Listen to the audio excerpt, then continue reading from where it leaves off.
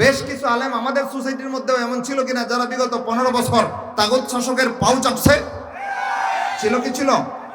ছিল তো। এবার একজন আলেম যখন তাগুতের গোলামিতে লিপ্ত হয়, আমার দায়িত্ব কি ছিল? তাগুতের গোলামিতে লিপ্ত হওয়া আলেমকে আলেম হিসেবে মান্য নেওয়া, তার অনুসরণ করা, না ওই ক্ষেত্রে তারে বর্জন করা? করতে পারছেন বর্জন? পারছেন? এখনো ওই তাগুতের গোলামগুলো আপনাদের মস্তিষ্কের উপরে, আপনাদের মাথার উপরে বসে কর্তৃত্ব করছে ধর্মীয় অঙ্গনে। করছে কি করছে না ভাই? তাহলে বুঝতে হবে যে আলেমরা তাগুতের সাথে আপোষ করে, এরা তাগুতের বান্দা, এরা আল্লাহর বন্দেগী থেকে ছিটকে পড়ে তাগুতের বন্দায় রূপান্তরিত হয়েছে। এমত অবস্থায় আল্লাহ রাব্বুল আলামিন আমাদেরকে প্রথম নির্দেশ করেছিলেন, আল্লাহর প্রতি ঈমান আনার ঘোষণার আগে ঘোষণা করে তাগুত বর্জন করেছি। যে আলেম তাগুতের অনুগামী হয়, তাগুতের সাথে তাকে বর্জন করা যেখানে আমার ঈমানের অনিবার্য দায়িত্ব ছিল, সেইখানে সেই আলেমের অনুগত্য করা, তাগুত শাসকদের গুণ কীর্তনে লিপ্ত হওয়া।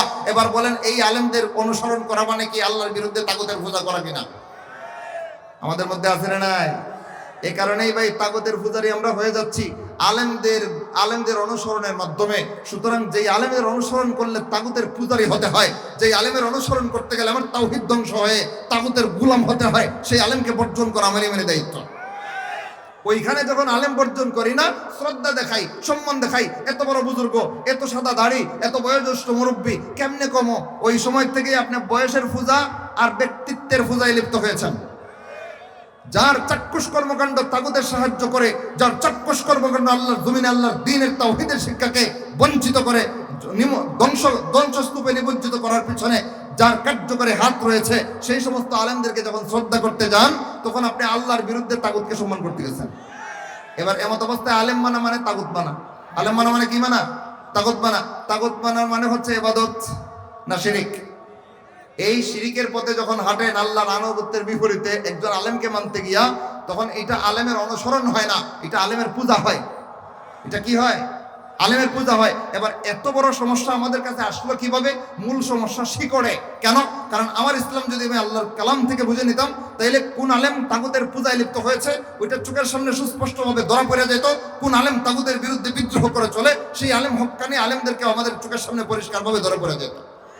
কিন্তু আমি আমার ঈমান, আমার ইসলাম, আমার দ্বীন আল্লাহর কালাম থেকে নিচ্ছি না, আমার কোরআন, আমার সুন্নাহ থেকে আমি আমার নিজের জীবন সাজাচ্ছি না, জীবন সাজাচ্ছি সোসাইটির আলেমদের কথায়। দিন শেষে আমার সোসাইটির আলেম যখন তাগুতের পূজায় লিপ্ত হয়, তখন আলেমের অন্ধ অনুসরণ করতে গিয়ে আমিও তাগুতের দ্বিতীয় পূজারিতে লিপ্ত হই। এই সমস্যার শিকড় কোথায়? নিজের দ্বীন, নিজের কোরআন সুন্নাহ থেকে আয়ত্ত করার চেষ্টা না করা। বুঝতেছেন নি কথা ভাই? তাইলে এবার সহি শুদ্ধভাবে দ্বীন পালন করতে গেলে আমাদের দ্বীন পালনের মাপকাঠি হচ্ছে যার যার সোসাইটির আলেম সম্প্রদায়, যার যার দলের অনুসৃত আলেম, যার যার সমাজের রেওয়াজ, যার যার মন গড়া নীতিমালা। মূল মাপকাঠি কোথায়? কোরআন এবং সুন্নাহ। যতদিন পর্যন্ত আপনার ঈমান কোরআন থেকে সরাসরি নিতে সমর্থ না হবেন, ততদিন পর্যন্ত আপনার ঈমানে কি বেজাল রয়েছে নিজেও বুঝবেন না। যতদিন পর্যন্ত আপনার আমল রাসূলের সুন্নাহ থেকে নেওয়ার চেষ্টা করতে সচেষ্ট না হয়েছেন, ততদিন পর্যন্ত আপনার আমলের মধ্যে কোন কোন জায়গায় গোলযোগ দেখা দিয়েছে জীবনে কখনো সম্ভব না এটা পাকড়াও করা। অথচ এই সমস্যাগুলো আমরা ভুগি কি ভুগি না? আমরা আল্লাহর বান্দা, রাসূলের উম্মত। আল্লাহর বান্দা মানে আমরা তাওহীদপন্থী, আমরা শিরিক করি না। আর রাসূলের উম্মত মানে আমরা সুন্নাতের অনুসারী, বেদাত করি না। এই তো আমাদের দাবি। কিন্তু আমাদের কার্যকলাপে অসংখ্য অগণিত বেদাত লেপ্টে রয়েছে। আমাদের ঈমানে, বিশ্বাসে, আকীদায়, মানহাজে অসংখ্য অগণিত শিরিক জেকে বসে রয়েছে। কেন? কারণ কোরআন থেকে ঈমান শিখি নাই, রাসূলের সুন্নাহ থেকে আমল শিখি নাই। ওই মূল সমস্যার কারণে এই এতগুলো সমস্যা দেখা দিচ্ছে।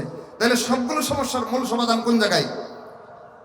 ফাইন তানাযাতুম ফি শাইইন, অতঃপর কোন বিষয়ে তোমরা দ্বিমত করো, ফারুদ্দুহু ইলাল্লাহি ওয়ার রাসূল, ওই বিষয়টার সুষ্ঠু, সুন্দর এবং একনিষ্ঠ বলিষ্ঠ সমাধানের জন্য কোরআন আর সুন্নাহর কাছে ফিরে নিয়ে যাও।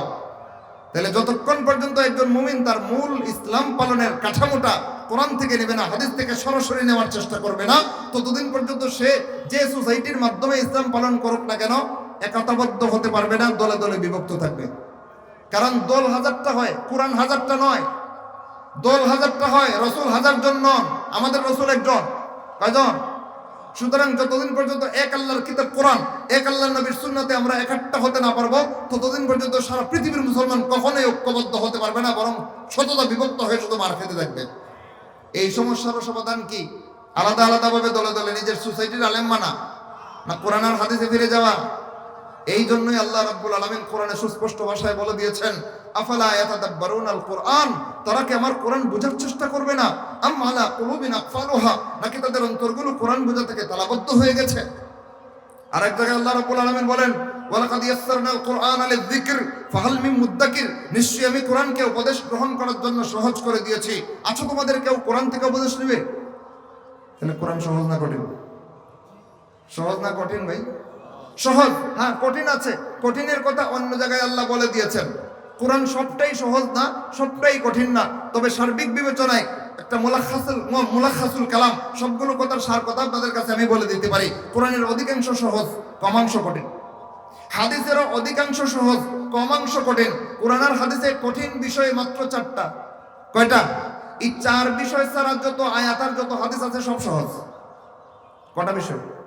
1 নম্বর মিনাল মুতাশাবিহাত, আয়াতে বা হাদিসে যা কিছু মুতাশাবিহ হয়, ব্যাখ্যা দেওয়ার সময় নাই, সময় কম। 2 নম্বর কোরআন আর হাদিসে যা কিছু মুফাসসার হয়। 3 নম্বর কোরআন আর হাদিসে যা কিছু মুআওয়াল হয়। 4 নম্বর কোরআন আর হাদিসে আহকামগত বিষয় যা আছে। এই 4টা বিষয় কোরআন হাদিসে কঠিন হয়। কেমন হয়? কঠিন হয়। মাত্র এই 4টা বিষয়। এই 4 বিষয় ছাড়া ফুল কোরআনে আর যা আছে সব আল্লাহ সহজ করেছেন। এই 4 বিষয় ছাড়া পুরা হাদিসের ভান্ডারে যা কিছু রাসূল রেখে গিয়েছেন সব সহজ করেছেন। সুতরাং এই 4 বিষয় ছাড়া কোরআন হাদিসে যা রয়েছে সবগুলো আপনাকে সরাসরি পড়ে বুঝে নিজের দিন নিজে সংরক্ষণ করা, নিজের দিন নিজে সংশোধন করার ইমানি দায়িত্ব রয়েছে।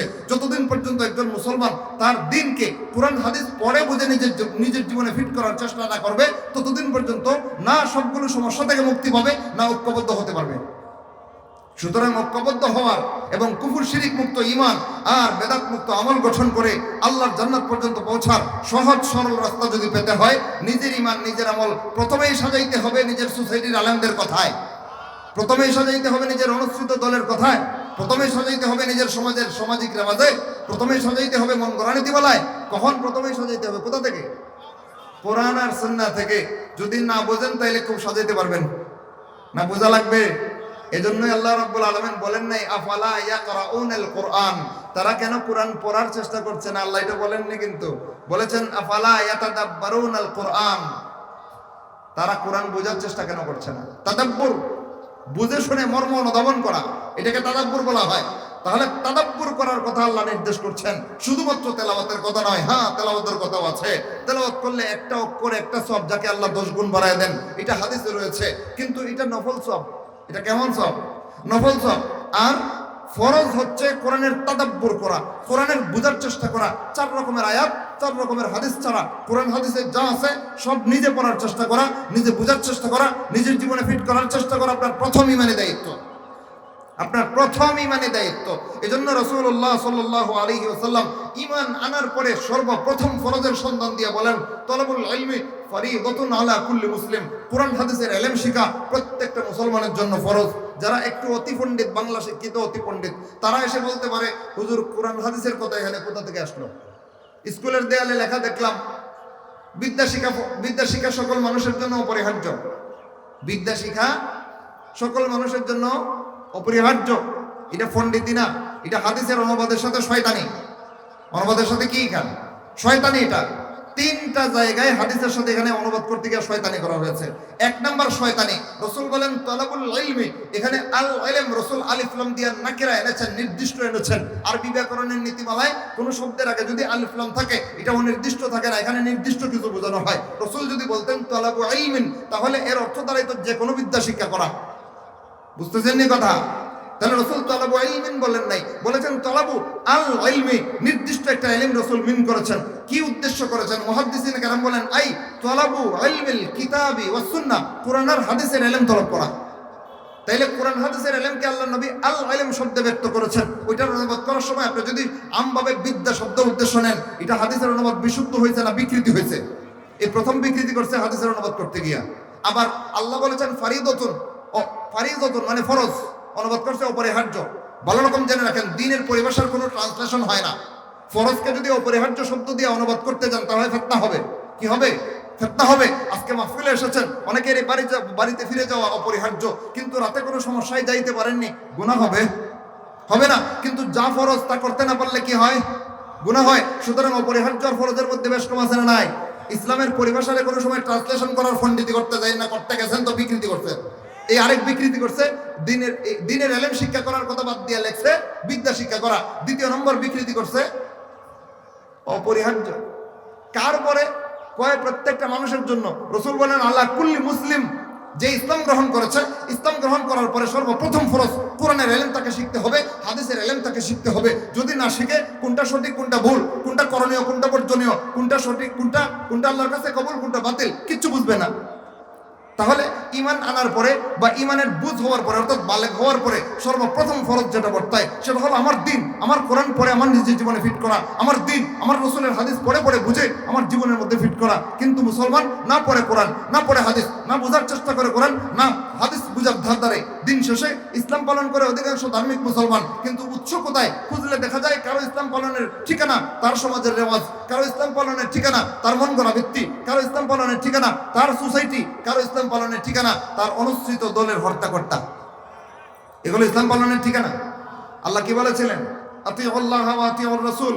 সুতরাং আল্লাহর আনুগত্যে, রাসূলের অনুসরণে নিজের দিন বিশুদ্ধভাবে পালন করে আলাস সিরাতাল মুস্তাকিম সোজা জান্নাত পর্যন্ত যদি পৌঁছতে হয়, অনিবার্য কর্মসূচি হচ্ছে ঈমান আনার পরে বা ঈমানদারের বুঝ হওয়ার পরে অর্থাৎ বালেগ হওয়ার পরে সর্বপ্রথম ফরজ আল্লাহর কোরআন থেকে ইলম অর্জন করা, রাসূলের হাদিস থেকে সরাসরি ইলম অর্জন করা। যেটুকু সহজে পড়লেই বুঝেন ওইটাই সহজ, যেটা পড়লে বুঝেন না ওইটা কঠিন। এবার আসেন সর্বশেষ কথায় যাই, 2 মিনিট। কুরআন আর হাদিস ছাড়া নিজের জীবনে বিশুদ্ধভাবে দিন সাজানোর কোনো ব্যবস্থা নাই। আপনি যতই সোসাইটির কথায়, যতই যার আনুগত্য করছেন সেই আলেমের কথায়, যতই সমাজের তালে তালে ইসলাম পালন করেন না কেন, অসংখ্য জায়গায় শিরিক করছেন, অসংখ্য জায়গায় বেদাত করছেন, টেরও পাচ্ছেন না। কারণ শিরিক আর বেদাত কোন দিক দিয়ে কিভাবে হচ্ছে নিজের জানা নাই। এমত অবস্থায় কোরআন আর হাদিস থেকে যদি বিশুদ্ধভাবে ইলম শিক্ষার মাধ্যমে সঠিক ইসলাম পালন করতে হয়, তাহলে সর্বপ্রথম কর্মসূচি হচ্ছে কোরআন হাদিস বুঝে পড়ার চেষ্টা করা। প্রথম কর্মসূচি কোরআন হাদিস বুঝে পড়ার চেষ্টা করা। কিভাবে বুঝবেন? ভাষা তো আরবি, কোনো সমস্যা নেই, মাতৃভাষা বাংলায় বিশুদ্ধ অনুবাদ আছে না নাই? ওই অনুবাদ কিনে এনে পড়তে হবে আপনাকে। আপনার রব আপনাকে কি বলেছেন এই কোরআনে আপনাকে নিজে দেখতে হবে। আপনার রাসূল আপনার জন্য কি রেখে গিয়েছেন হাদিসের ভান্ডারে আপনাকে নিজে দেখতে হবে। যতদিন ওইখান পর্যন্ত না গেছেন ততদিন পর্যন্ত আপনার সোসাইটির আলেম যেই জায়গায় আপনাকে গুমরা করে রেখেছে ওইখান থেকে উত্তরণের কোনো পথ পাবেন না। এবার আসেন প্রথম কর্মসূচি, ঈমান আনার পরে বা বালেগ হওয়ার পরে একজন মুমিনের প্রথম কর্মসূচি আল্লাহর কোরআন রাসূলের হাদিসের ইলম শেখা, যতটুকু আল্লাহ এবং রাসূল সহজ করেছেন। কিন্তু ওই যে 4টা বিষয় কঠিন আছে, এই 4টা বিষয় বোঝার দরকার আছে না নাই? যেমন বিধিবিধান কোরআন হাদিসে অনেক ক্ষেত্রে কঠিন। এটা যদি বুঝতে না পারেন, নিজের জীবনে আমল না করলে ইসলাম পালন হবে না। সুতরাং বিধিবিধানগত দিকগুলো যখন পালন করতে যাবেন তখন কোরআন এবং হাদিসে বিভিন্ন নীতিমালা রয়েছে, অনেকটাই নিজে বুঝবেন না, অথবা একটা আমলের বিভিন্ন সিস্টেম রয়েছে, নিজে ম্যাচ করতে পারবেন না, সমন্বয় করতে পারবেন না। এজন্য আল্লাহ রাব্বুল আলামিন অন্য আয়াতে আপনার পদক্ষেপের দ্বিতীয় দায়িত্ব পেশ করে রেখেছেন, ফাসআলু আহলা যিকরি ইন কুনতুম লা তা'লামুন। তোমরা যদি নিজেরা কোরআন হাদিস থেকে বুঝতে সক্ষম না হও, বিজ্ঞ আলেমদের কাছে জিজ্ঞেস করে জেনে নাও। এবার 2 নম্বর দায়িত্ব কি দাঁড়ালো? কোরআন হাদিসের কঠিন বিষয়গুলো বিজ্ঞ আলেমদের কাছ থেকে জিজ্ঞেস করে জেনে নেওয়া।